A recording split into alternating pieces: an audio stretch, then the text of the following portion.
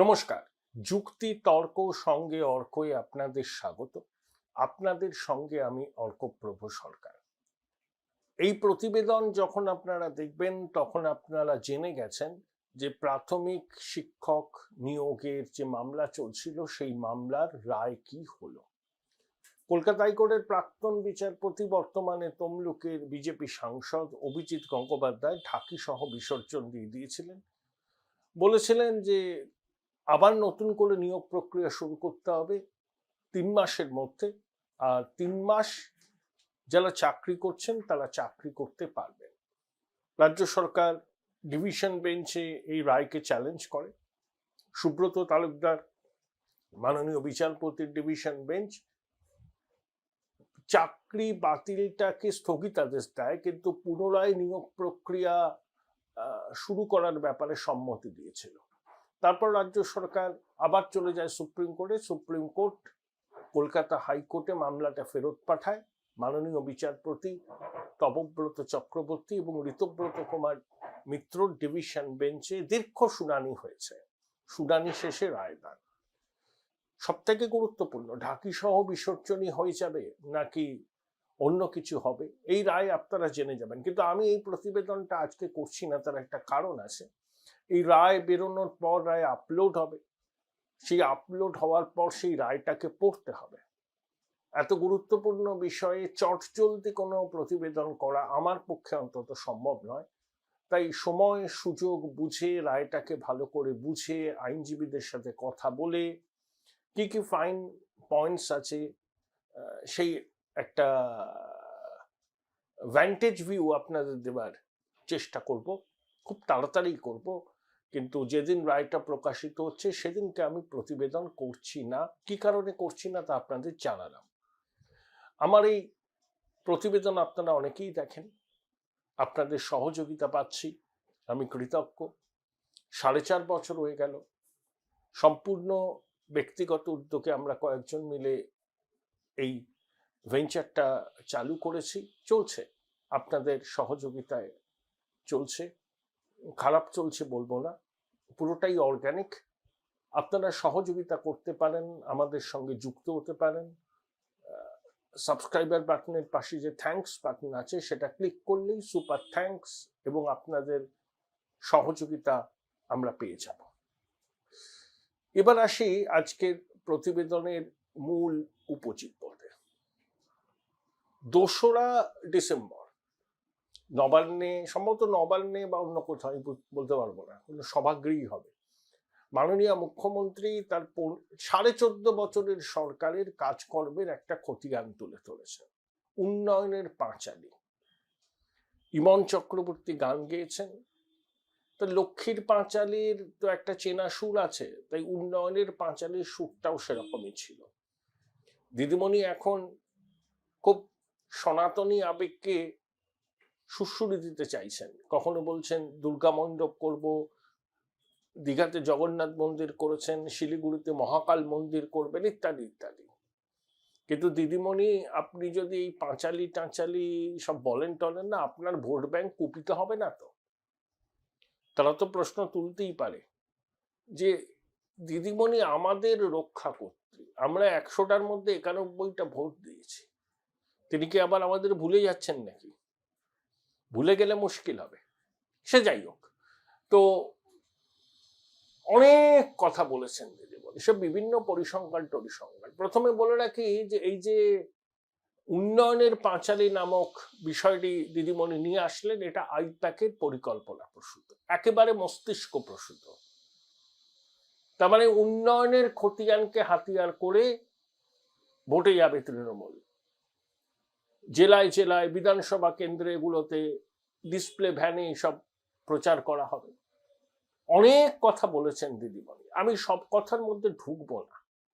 প্রথমে বলি, 2,20,00,000 বেশি মাতৃশক্তিকে লক্ষ্মীর ভান্ডার দেওয়া হয়েছে, 74,000 কোটি টাকা খরচ হয়েছে, 2 কোটি নাকি কর্মসংস্থান হয়েছে, আরো নাকি 1 কোটি কর্মসংস্থান হবে, 2 লক্ষ কোটি টাকার বিনিয়োগের সম্ভাবনা।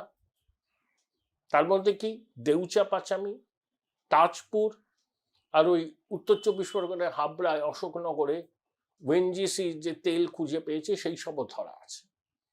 এখন প্রশ্ন হলো, এই 2 কোটি যে কর্মসংস্থান হয়েছে বলে মুখ্যমন্ত্রী দাবি করছেন, এটা কোথায় হয়েছে?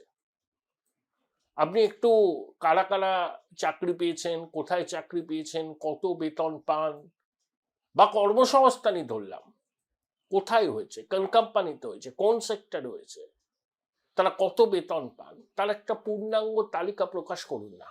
নাম, পরিচয়, ঠিকানা, সংস্থান নাম দিয়ে। চ্যালেঞ্জ করছি, পারবেন না, কারণ এই তথ্য জল মেশানো তথ্য। 14.5 বছরে 2 কোটি কর্মসংস্থানের দাবি করছেন মুখ্যমন্ত্রী, আর যেখানে সরকারি পদ ফাঁকা পড়ে রয়েছে। স্থায়ী নিয়োগ এই সরকারের অভিধানেই নেই, সব কন্ট্রাকচুয়াল। শিক্ষকদের পদ ফাঁকা পড়ে রয়েছে, পুলিশে পদ ফাঁকা পড়ে রয়েছে, সিভিল অ্যাডমিনিস্ট্রেশনে পদ ফাঁকা পড়ে রয়েছে। তার মধ্যে দিদিমণি 2 কোটি কর্মসংস্থানের গল্প ফাঁদলেন। একটু আমরা না পুরো তথ্যটা জানতে চাই, কারা কারা এই 14.5 বছরে চাকরি পেয়েছে বা কর্মসংস্থানের সুযোগ পেয়েছে, তাদের সম্পর্কে যাবতীয় তথ্য। শিল্পে এগিয়েছে, পরিকাঠামোয় এগিয়েছে, কৃষকদের সহায়তাতে এগিয়েছে রাজ্য, স্বাস্থ্য, শিক্ষা, সবকিছুতে নাকি বাংলা দেশের কাছে মডেল। অবশ্যই মডেল। তো এখানে তো চাকরিগুলোকে বিক্রি করা হয়েছে না নিলামে। 2016 সালের এসএসসি, সুপ্রিম কোর্ট বলছে গন্ধ বেরোচ্ছে নিয়োগ থেকে। নয়নের মণিদের ব্যাকডোর দিয়ে আবার চাকরির পরীক্ষায় বসানোর জন্য উদ্যোগী হচ্ছে রাজ্য সরকার। সুপ্রিম কোর্ট পরিষ্কার বলেছে, এরপরে আর কারুর কিছু বলার বোধহয় কোনো প্রশ্নই থাকে না। এই যখন মুখ্যমন্ত্রী লম্বা ফিরিস্তি দিলেন, রাজ্যসভায় শ্রমিক ভট্টাচার্যের একটা প্রশ্নের উত্তরে কেন্দ্রীয় সরকার জানিয়েছে, জুলাই থেকে সেপ্টেম্বর এই 3 মাসে 207টি সংস্থা এখান থেকে পাটতারি গুটিয়েছে। আর 2011 থেকে এই 2025 সেপ্টেম্বর পর্যন্ত 6895টার মতো সংস্থা এখান থেকে পাটতারি গুটিয়েছে। তার মধ্যে 480টি সংস্থা শেয়ার বাজারে নথিভুক্ত। ভারতবর্ষে যে বিদেশি বিনিয়োগ এসছে সাম্প্রতিক অতীতে, তার 1% কম এসছে পশ্চিমবঙ্গে। এটা বাস্তব, এটা তথ্য। এই যে বেঙ্গল গ্লোবাল বিজনেস সামিট হয় ফি বছর ঘটা করে, 7th এডিশন হয়ে গেছে, 19 লক্ষ কোটি টাকার বিনিয়োগের প্রস্তাব হয়েছে। দিদিমণি একটু বলুন না, কত কোটি টাকার বিনিয়োগ বাস্তবায়িত হয়েছে, কত কর্মসংস্থান হয়েছে? আপনি শেষ কোথায় কারখানার ভিত্তিপ্রস্তর স্থাপন করেছেন? আপনার হাসি মুখের ছবি তো আমরা দেখলাম না। বিড়লা উপাসে রঙের কারখানার উদ্বোধন করবেন খড়গপুরে, খুব আহ্লাদিত ছিলেন, কিন্তু শেষ পর্যন্ত সেটা হলো না, হবেও না। এই রাজ্য শিল্পপতিদের গন্তব্য নয়। শিল্পপতিরা বেঙ্গল গ্লোবাল বিজনেস সামিটে আসবেন, ভালো ভালো কথা বলবেন, কিন্তু যখন বিনিয়োগ করার প্রশ্ন আসবে তখন তারা গিয়ে মহারাষ্ট্রে করবেন, গুজরাটে করবেন, আসামে করবেন, উড়িষ্যায় করবেন। আসলে শিল্পপতিরা এখানে আসলে গঙ্গা দাস, দিল্লিতে থাকলে যমুনা দাস। এবং শিল্পপতিরা একটা জিনিস খুব ভালো বোঝেন, তারা যত সুন্দর সুন্দর কথাই বলুন না কেন, তারা জানেন কোথায় বিনিয়োগ করলে তাদের বিনিয়োগ সুরক্ষিত থাকবে, এবং শিল্প বান্ধব সরকার থাকলে তারা অনেক সুযোগ সুবিধা পাবে। শিল্পপতিদের ইনসেন্টিভ স্কিমে বাতিল করে দিয়েছে এই সরকার। তাহলে এই সরকার কি আদৌ শিল্প বান্ধব? এই প্রশ্নটা শিল্প মহলে কথা বললেই বুঝতে পারবেন, আমি কোনো নতুন কথা বলছি না। তাও মুখ্যমন্ত্রী দাবি করেছেন 2 কোটি কর্মসংস্থান হয়েছে। আসলে আইপ্যাকের সাজানো চিত্রনাট্য মুখ্যমন্ত্রী খুব কায়দা করে বলেছেন। উনি তো মানুষকে বিভ্রান্ত করতে ভালোবাসেন, তথ্যের জাগলারি করেন। তো এটা উন্নয়নের পাঁচালী না ঢপের পাঁচালী, এটা জনগণ বিচার করবে। 2011 সালে ক্ষমতায় আসার সময় তিনি বহু প্রতিশ্রুতি দিয়েছিলেন। তার মধ্যে এমপ্লয়মেন্ট ব্যাংক, যুবশ্রী, বেকার ভাতা একটাও হয়েছে? শুভেন্দু অধিকারী বলেছেন যে 294টা কেন্দ্রে গিয়ে বিজেপির বিধায়করা, নেতারা চার্জশিট দেবে যে কোন কেন্দ্রের জন্য মুখ্যমন্ত্রী কি প্রতিশ্রুতি দিয়েছিলেন সেটা কতটা রূপায়িত হয়েছে। আপনি আইপ্যাকের চিত্রনাট্যকে সামনে রেখে উন্নয়নের পাঁচালি পড়লেন। আসলে অনেক তথ্যই জল মেশানো। আপনি বললেন আমরা সবাইকে দিই কন্যাশ্রী, এই লক্ষ্মীর ভান্ডার, কোনো বাজ বিচার করি না। আপনি সবাইকে দেবেন কেন? আমি শুনলাম যে কাঞ্চন মল্লিকের স্ত্রীও নাকি লক্ষ্মীর ভান্ডার প্রাপক। তার কি দরকার? উচ্চ পদে চাকরি করে, সম্ভ্রান্ত পরিবারের গৃহবধূ, তাদেরও দরকার লক্ষ্মীর ভান্ডার। যাদেরকে দেওয়ার তাদেরকে দিন, যাদের সত্যি দরকার তাদেরকে দিন। সরকারি টাকা মানে আমাদের করের টাকা দিয়ে দান খয়রাতি করবেন না। টার্গেট বেনিফিশিয়ারিকে দিন, যাতে লাভ হয়, তারা একটু সুরাহা পায়। এতে মহিলাদের সশক্তিকরণ বা আত্মমর্যাদা বাড়তেই পারে। আমি লক্ষ্মীর ভান্ডারের বিরোধী নই, কিন্তু আমি চাই যাদের দরকার সেই উপভোক্তাদের দেয়া হোক, সবার জন্য নয়। এতে অপচয় হয়। সেই টাকা বাঁচলে পরে আপনি স্থায়ী সম্পদ, পাকা নিয়োগ এগুলো করতে পারতেন। লক্ষ্মীর ভান্ডারকে সামনে রেখে আপনি তিনবার ভোট বৈতরণী পেয়ে রয়েছেন, কিন্তু বারবার এক জিনিস হবে না। যে সরকারই আসবে ক্ষমতায়, তারা কিন্তু এই ধরনের সামাজিক প্রকল্প বন্ধ করবে না। এটা মাতৃশক্তি জানেন। ওই লক্ষ্মীর ভান্ডারের এফেক্টটা ডিসকাউন্টেড হয়ে গেছে। কেন্দ্রীয় বঞ্চনা, কত 1,87,000 কোটি টাকা কেন্দ্র দেয়নি, আটকে রেখেছে হিংসুটে ইত্যাদি বলেন। তো নরেন্দ্র মোদী সরকারের দাবি 2014 থেকে এখন পর্যন্ত তারা 8 লক্ষ কোটি টাকা দিয়েছে পশ্চিমবঙ্গে। এখন তো শুনলাম 100 দিনের কাজ আবার চালু হবে, কিন্তু ওই আদালত তো এটা বলেছিল রেট্রোস্পেক্টিভ নয়, প্রসপেক্টিভ এফেক্টে, এবং প্রকৃত উপভোক্তারা যাতে মজুরিটা পান সেটা নিশ্চিত করবে কেন্দ্রীয় সরকার। এমন মেকানিজম তৈরি করা হবে যাতে সরাসরি উপভোক্তারা, মানে যারা কাজ করেছেন 100 দিনে, তারা মজুরিটা পান। পশ্চিমবঙ্গের জন্য আলাদা আইন বা আলাদা নিয়ম কেন্দ্রীয় গ্রামোন্নয়ন মন্ত্রক তৈরি করবে, সেই অধিকার তাদের দিয়েছে আদালত। কত বড় লজ্জার বিষয় বলুন তো। সারা ভারতবর্ষে এক নিয়ম, আর পশ্চিমবঙ্গের জন্য যদি আলাদা নিয়ম হয়, তাতে লজ্জায় আমাদের মাথা হিট হয়ে যায়। আদালত রাজ্য সরকারের গালে 82 শিক্ষার চড় মেরেছে, তাও তৃণমূল বলছে কেন্দ্রীয় সরকারকে মারল। আদালত কি বলেছিল? কেন্দ্রীয় সরকারকে দিতে হবে প্রসপেক্টিভ, রেট্রোস্পেক্টিভ বলেনি।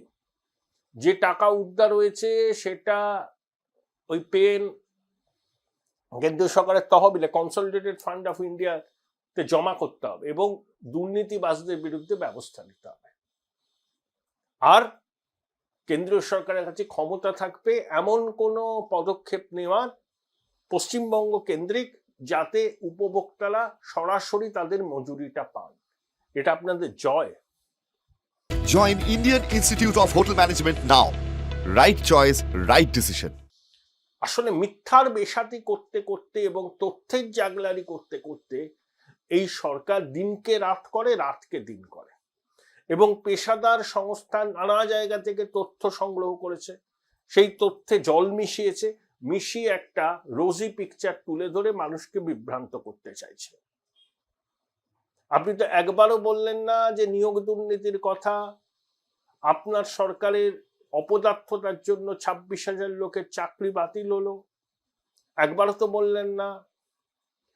আপনার ভাষায় দ্বিতীয় সবুজ বিপ্লবের নায়ক বালু মল্লিক খাদ্য চুরি করে জেলে গেছিল, পুর নিয়োগ দুর্নীতি, সব জায়গায় দুর্নীতি, বললেন না তো। এটাও তো অ্যাচিভমেন্ট এই সরকারের, চৌর্যবৃত্তির সাম্রাজ্যকে প্রতিষ্ঠা করা, এটা একটা অ্যাচিভমেন্ট। আবার নতুন করে বিভ্রান্ত করছেন মানুষকে। সামাজিক প্রকল্প আপনার 94টা আছে আমরা জানি, জন্ম থেকে মৃত্যু পর্যন্ত আছে সেটাও জানি। শুধু সামাজিক প্রকল্প একটা সরকারের উন্নয়নের খতিয়ান হতে পারে না। ইন্ডাস্ট্রি কি হয়েছে, কর্মসংস্থান কি হয়েছে, পরিযায়ী শ্রমিকরা এত রাজ্যের বাইরে যায় কেন, কেন এ রাজ্যে থাকলে তারা মজুরি কম পায় অন্য রাজ্যের থেকে? এই প্রশ্নগুলোর উত্তর আপনাকে দিতে হবে। কেন এখনো বেঙ্গল গ্লোবাল বিজনেস সামিট নিয়ে শ্বেতপত্র প্রকাশ করলেন না? 2 কোটি কর্মসংস্থানের দাবি করেছেন, কোন সংস্থায় হয়েছে, কত টাকা বেতন পান, তাদের চাকরির শর্তাবলী কি, এবং এরা কারা? নিশ্চয়ই আপনাদের ডেটাবেস আছে, তথ্য ভান্ডার আছে। রাজ্যবাসীকে জানান সৎসাহস থাকলে যে এই 2 কোটি মানুষ বিগত 14.5 বছরে কর্মসংস্থানের সুযোগ পেয়েছে। সেটা তো জানাচ্ছেন না। একটা তথ্য ছেড়ে দিলেন বাজারে, ভাবলেন অনুপ্রাণিত সংবাদ মাধ্যম সেই তথ্যকে খেয়ে নিয়ে ঢাক বাজাতে থাকে। কিন্তু একটু বিচার বুদ্ধি বিবেচনা এবং বাস্তবটাকে যদি আপনি বিচার করেন সাদা চোখে, কোনো রাজনৈতিক দলের চশমা আপনাকে পড়তে হবে না, তাহলেই আপনি বুঝতে পারবেন দিদিমণি যা দাবি করছেন বাস্তবটা কি। আইপ্যাকের লেখা চিত্রনাট্য, সেই চিত্রনাট্যকে দিদিমণি সুন্দর করে উপস্থাপনা করেছেন গান টান দিয়ে, উন্নয়নের পাঁচালী ইত্যাদি বলে। চিরে কি ভিজবে দিদিমণি? মানুষ তো জানে 14.5 বছরে কি হয়েছে। সবসময় কেন্দ্রীয় সরকারের সঙ্গে ঝগড়া করবেন, আয়ুষ্মান ভারত লাগু করতে দেবেন না, আরো অনেক, বিশ্বকর্মা প্রকল্প লাগু করতে দেবেন না, কৃষক নিধি সম্মান যেটা কেন্দ্র সরকার দেয়, শুভেন্দু অভিযোগ করেছেন 33 লক্ষ কৃষকের নাম আপনি দেননি। প্রথমে তো দিতেই চাইছিলেন না, তারপরে দিয়েছেন, বাধ্য হয়ে 33 লক্ষ নাম দেননি, শুভেন্দুর অভিযোগ। হঠাৎ করে আপনি এই উন্নয়নের পাঁচালীটা প্রকাশ করলেন কেন? কোন নির্বাচন লড়তে গেলে তো একটা ইস্যু লাগে, আপনার কাছে তো কোনো ইস্যু নেই। মানুষ তো জানে আপনারা 15 বছরে কি করেছেন।